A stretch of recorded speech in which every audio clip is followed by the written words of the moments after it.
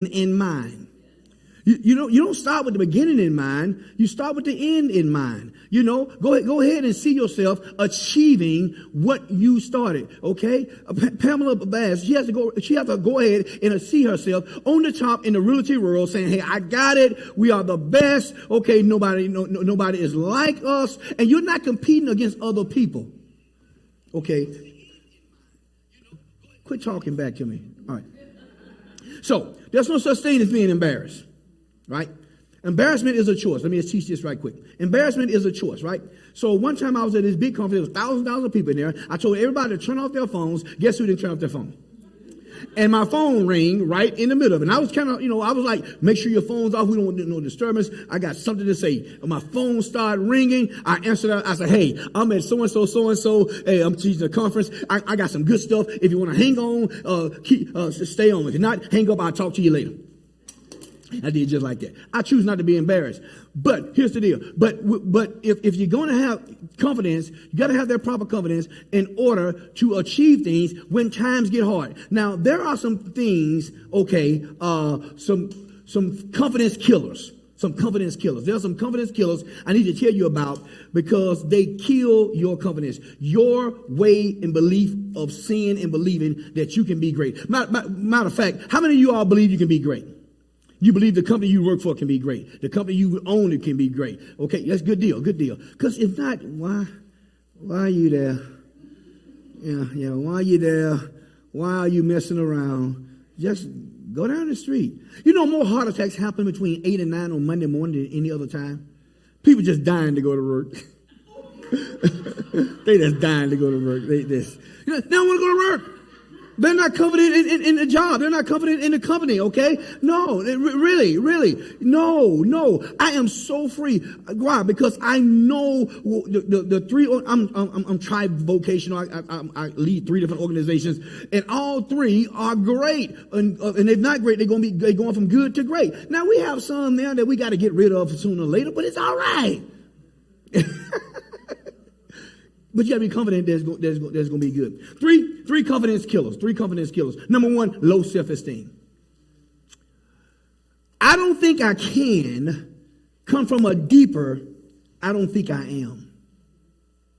I don't think I can come from a deeper, I don't think I am.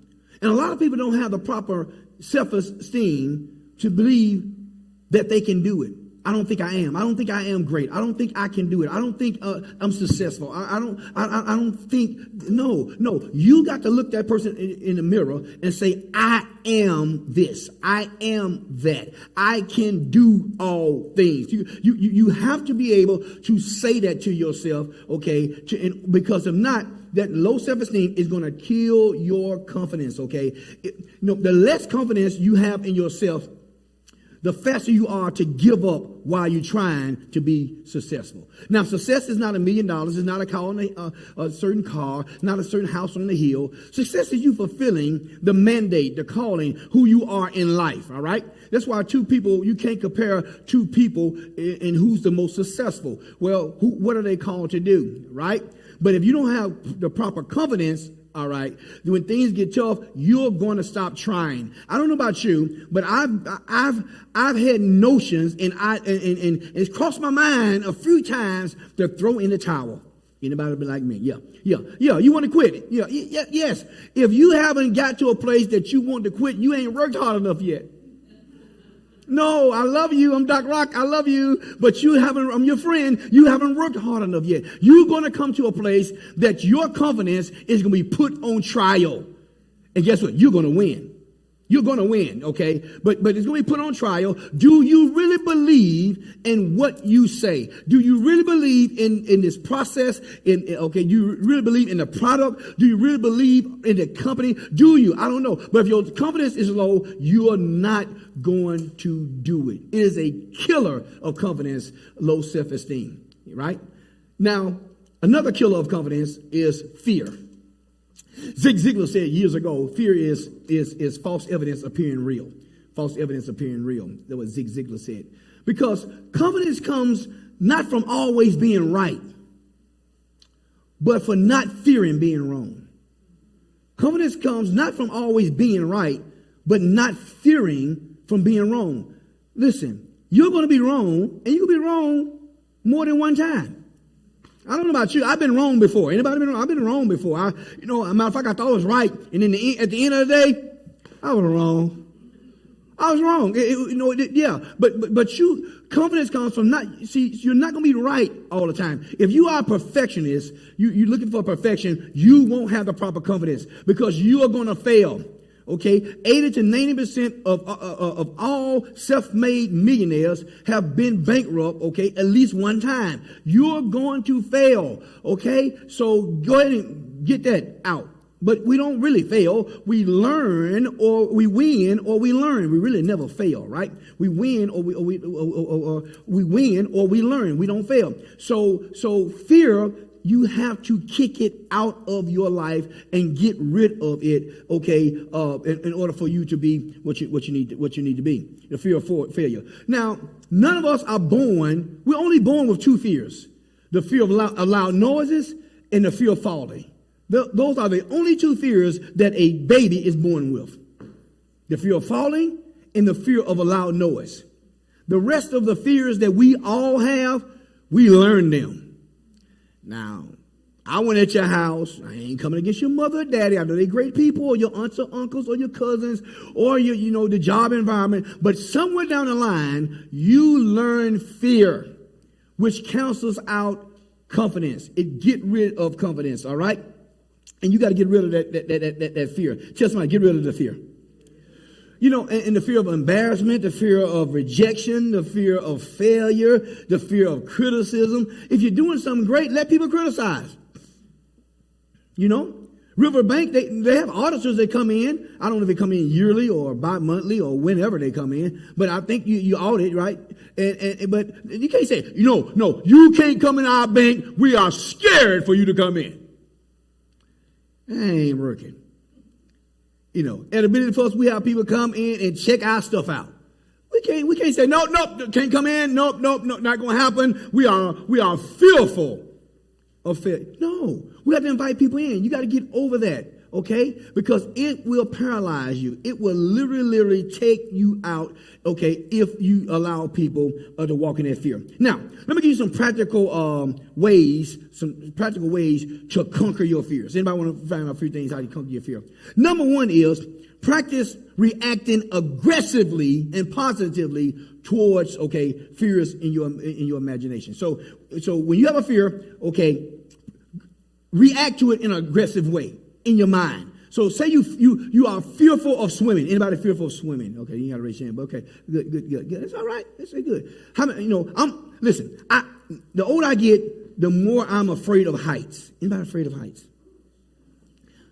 Okay, I once was not afraid of heights, but Mike and I, we was in Toronto, and I was doing a teamwork and I think DEI training at a big law firm there in Toronto, and one of my friends, Andrew Courier, owns it, and he wanted to just be help to us and show us hospitality, and say we're gonna go to the CN Tower. In Toronto. That's that tall building. Okay, the top floor is 40 stories higher than the old Sears towers. It's 40 stories higher. And then he want to go up another, 10 stories to this observation place. And I'm tripping, because they got these you're up there and then they got where you can see the street.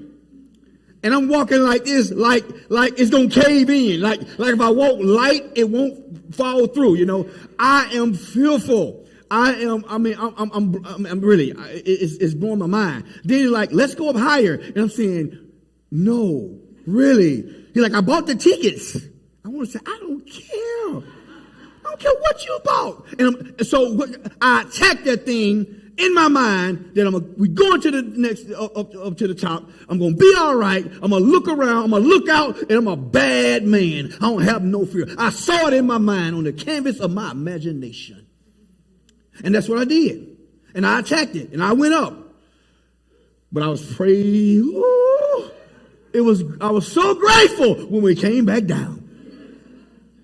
But you have to attack your fears aggressively from a mental standpoint, in your imagination. Because if you can see it on the canvas of your imagination, you can have it. But you cannot have anything you don't see on the canvas of your imagination. And if you're going to have the proper confidence, okay, then you're going to have to attack those fears and get rid of them, okay? Tell somebody, attack your fears. Then another way to attack your fears is take risks and set out to do what your heart desires. Take some risk.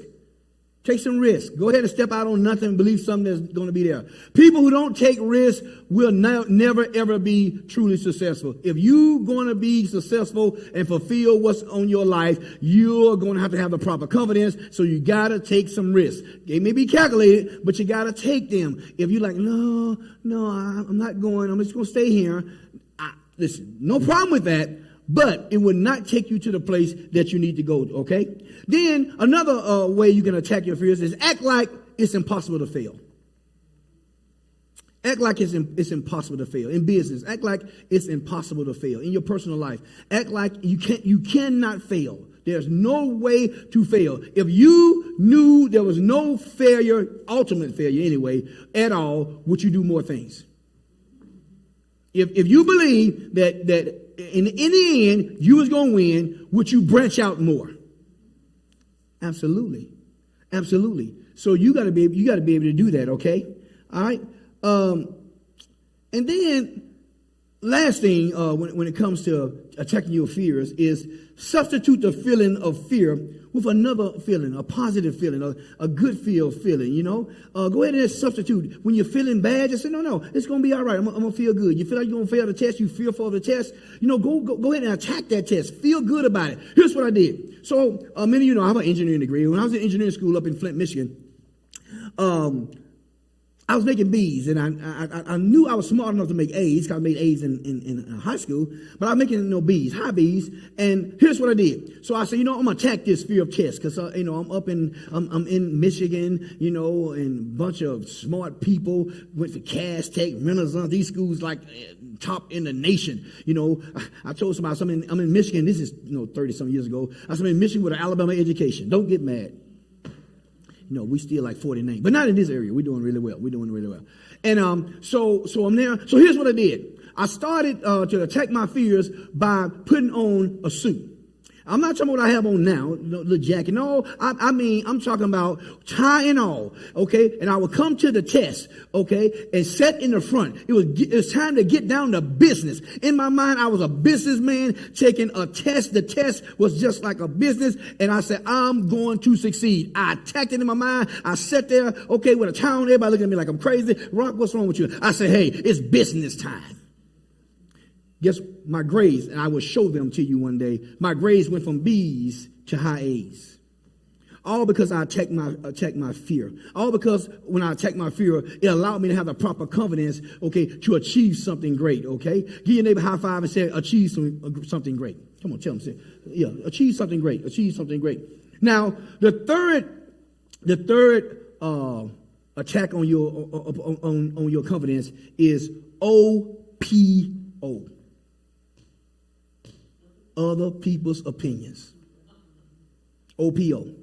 You got to be set free from other people's opinion. Other people's opinion of you should not be your reality. Do you hear me?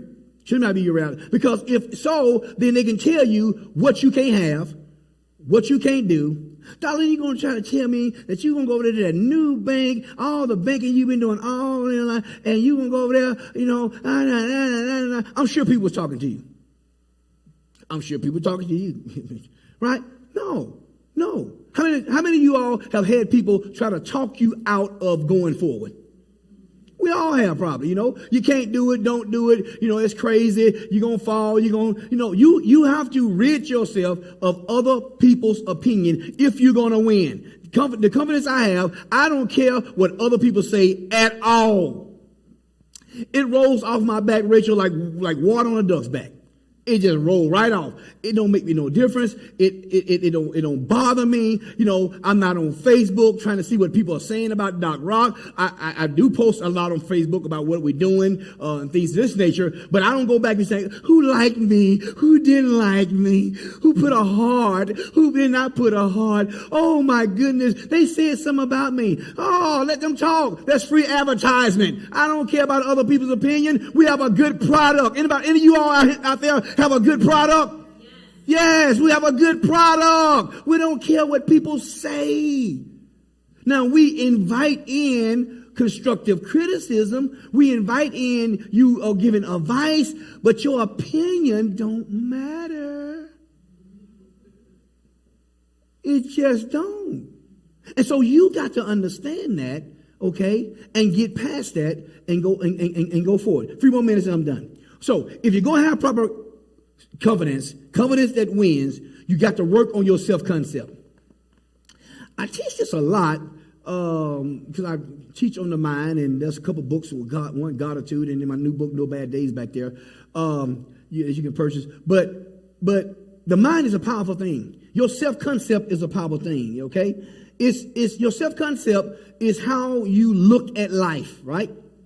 And it stems from your attitude. 85% of your production in life is based on your attitude. Matter of fact, about 90% is your EQ. So not necessarily your degree, not necessarily your experience, but your attitude. Your attitude controls 85% of your production in life. Your PMA, as Brian Tracy would teach, your positive mental attitude, right? Now, your attitude comes from your expectations. Your attitude comes from your expectations, all right? So you don't get what you want in life. You get what you expect in life. I'll say that again. You don't get what you want in life. You get what you expect in life. Want shows up in conversation. Expectation shows up in behavior. Okay? So it's expectation. Now, your expectations comes from, okay, your beliefs and values. Your expectations come from your beliefs and values. Now, and psychologists call this your self-concept, your beliefs and values. Inside your beliefs and values, okay, it's a few things, okay, I mentioned right quick, and I'll let you go, okay? We already ate River Bank and Trust food, so I'll let you go in a second. All right. So the deal of the matter is that your beliefs and values is your self-concept. If your self-concept is at 50,000, that's what you see as being a good salary. If that's what you see and you don't see anything else, if you win 50 million, you will do self-sabotaging things along the way to get yourself back at 50,000, because that's where you're comfortable at. That's why 2 out of 3 people that win the lottery in 2 to 3 years are broke. They write back to their self-concept, their values, and how they see success. All right. If your company is successful at 500,000, you just great. We were awesome. I can't believe it. We can't do no better. You won't do no better. So, but you got to get so in order for you to be a multi-million-dollar company, you got to get your self-concept up to 5 million from 500,000. Now inside your self-concept, all right, with your confidence lies, don't throw away your confidence. It is great in reward, is what we call your self-image. Your self-image is how you see yourself. How do you see your company? How do you see your product? How do you see what you offer? How do you see that? Okay, your self-image. When you look at your company or yourself in the mirror, what do you see? Do you see struggle? Do you see pain? Or do you see greatness? I can't answer that for you. You must answer that for yourself. Also, is your self-esteem. How do you feel about yourself? How do you feel about your organization? How do you feel about the company? Because if you feel bad, you come in, everyone says, I just hate this place. Oh my goodness. Oh God, help me. Oh, he can't help you. He can't help you. No. Your esteem has to change. Leave or start seeing how you can take challenges and problems, which are nothing but opportunities for you to grow and succeed, and turn it around. And then, okay, inside there is self-efficacy. Self-efficacy is how do you believe? What do you believe about yourself? What do you believe about your product? Do we believe that Tish Hardick and Associates is an awesome company? Yes, we do. Yes, we do. Yes, we do. Okay, but does Tish believe that? Yes, she does. Does people who work for her? Yes. Do I believe that Vision Excellence Company is a great company? Yes, I do. Can't nobody do what I do. I told right personally, talking to John Maxwell. I was talking to him. I said, you can't out Doc Rock. He said, no, you can't. No, you can't. Can't beat me at me. No, I believe in my product. I believe in who I am. I believe as a CEO. I believe as a senior leader, as a pastor. Okay, but do you believe? Because when you believe in yourself, have some self-efficacy, then your confidence shoots out the roof. Not arrogancy, but confidence, saying, if I don't know it, I'll learn it. I'll find somebody. I'll hire somebody these are my weaknesses. Let me hire people around me for my weaknesses. Let me learn more, because you can't stop me. And when your confidence gets to this level, you don't lose. You don't lose. And I'm telling you, you personally and you professionally will not lose. Start with the end in mind. Go ahead and see yourself winning. See yourself completing. See yourself growing. Go ahead and see yourself in that vein. And when you see yourself in that vein, okay, you will win. I hope you've been Win-Ergized today. I hope you've been energized to go out there, and when you see that Goliath, just go cut his head off. Just cut his head off. You got too much to do. Too much greatness around you. Too many opportunities. Most people miss opportunities because they look too much like work. They come dressed in overalls. Look too much like problems.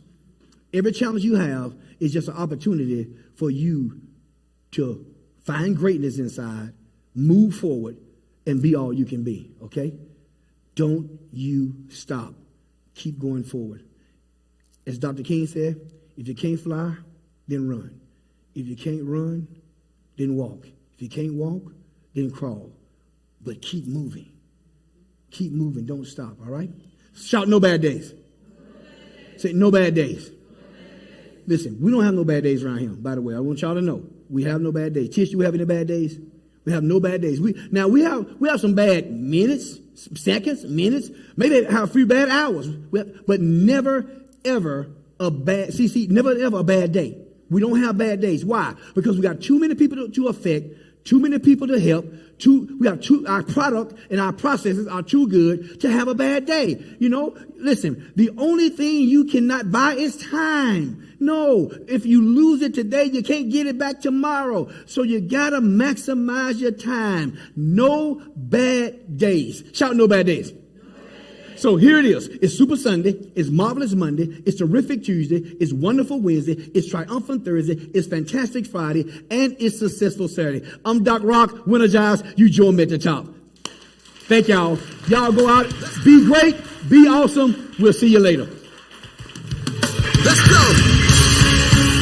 I don't know what you're going through, but we stopped by to tell you that what's in front of you is bigger than what's behind you.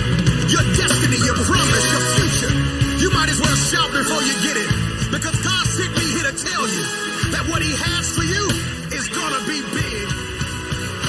I believe that it's my season. It's my season. You ought to declare that over your own life. Say, I believe. I believe that it's my time. It's my time. It's my time. It's my